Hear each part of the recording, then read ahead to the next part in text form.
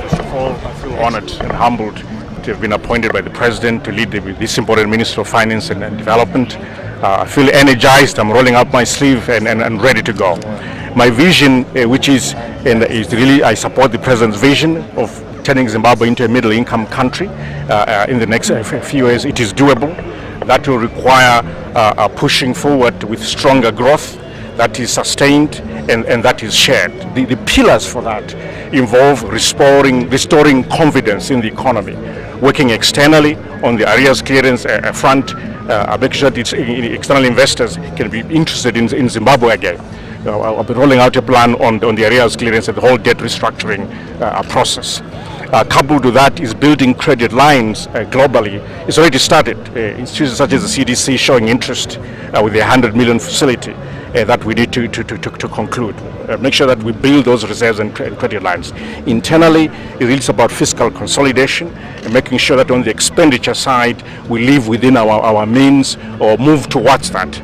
It's always a process. You always need a kind of 3-year process for fiscal consolidation and not a big bang approach. On revenue collection, we need to strengthen our tax collection systems so that we close the net there and really restore that fiscal balance that is so required.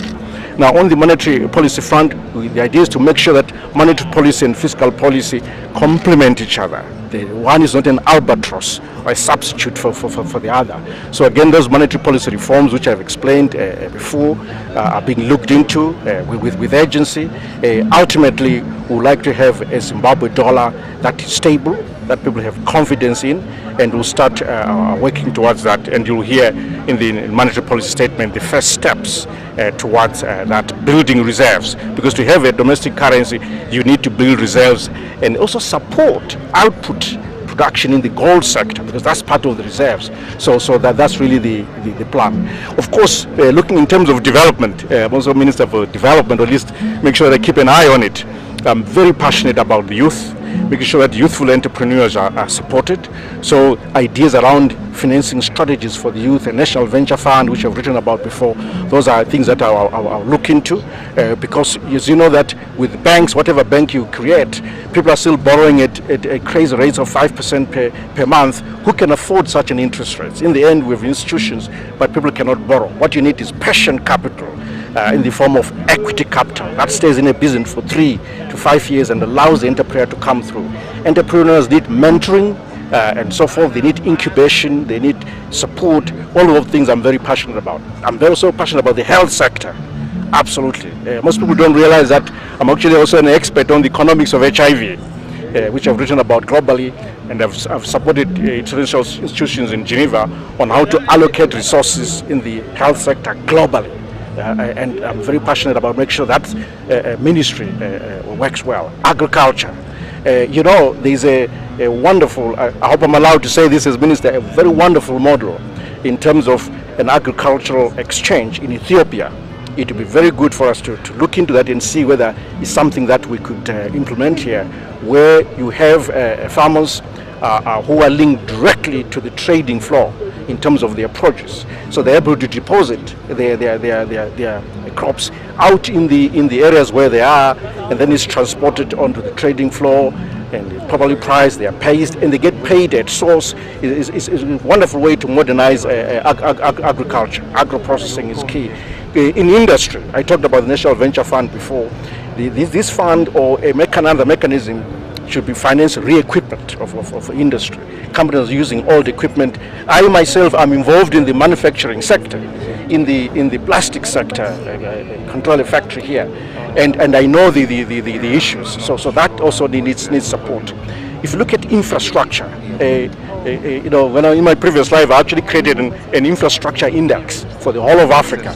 I track every country in terms of progress in infrastructure, and again, we want to make sure that our institutions such as the IBDZ is able to do the project preparation for infrastructure, but then we need to strengthen public-private partnerships. So that unit needs to be strong so that it can negotiate with the private sector, because at the moment, you know, the money really is always with the private sector globally.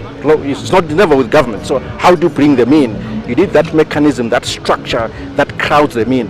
And when you build infrastructure, you need what you call an inclusive infrastructure. So when you build a road, a tarred road must have feeder roads. That's how you bring in the community and have facilities along it. If it's a power station, power generation, you must be clear on the transmission and then the final distribution, and naturally the pricing. If you're looking at rural infrastructure for electricity, for example, I believe that the solar systems are key to electrifying the rural sector, because for $500 a year, you can buy a solar unit that can power 4 light bulbs, 2 USBs for charging your phone, and that's it. And to me, the middle class in the urban areas must be part of that process of electrifying the rural sector. I'm going to come up with indicators for development, because if I'm managing money and I'm giving it out, I want to monitor those indicators so that we have the monies that I'm managing, the Ministry of Finance, have a development impact and have a sense that people are feeling the impact of the development agenda. How best to describe the task ahead of you? It's enormous, it's Herculean, I'm very energetic, and I'm definitely up to the task. You can be sure. Well, everything is contextual. I'm starting now, but in the process, what I'll do is listen.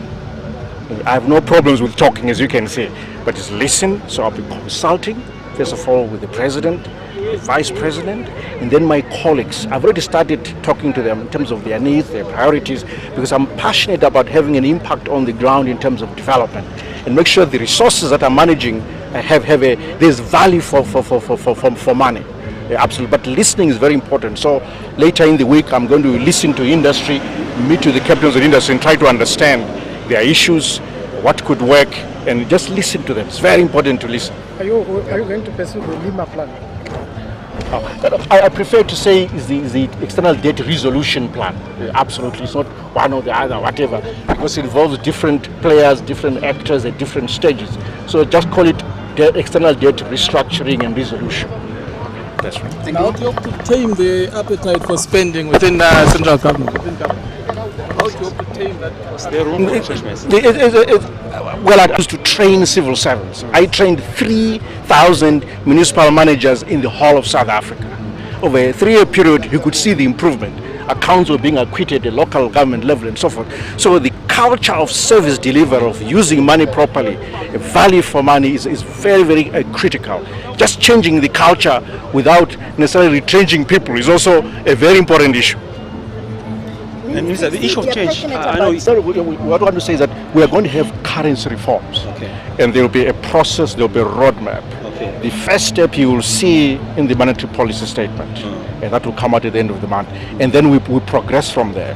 As I said, there are various options that we're looking at, but the ultimate is to have the Zimbabwe dollar back, and then the issue of change and divisibility will not be issued. So if there's a Zimbabwe dollar, there will be notes and coins. I see. And you can be assured you can have your change.